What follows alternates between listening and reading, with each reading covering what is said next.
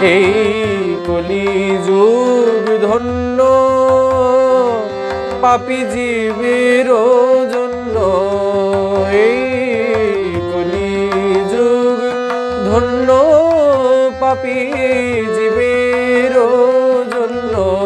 অবতীর্ণ হলেন প্রভু নিতাই চৈতন্য। এবার অবতীর্ণ হলেন প্রভু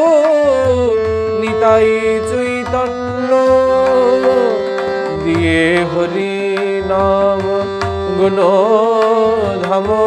মাতালি চরাচর, দিয়ে হরি নাম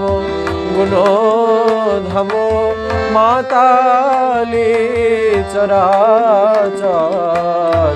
বামেতে লয়ে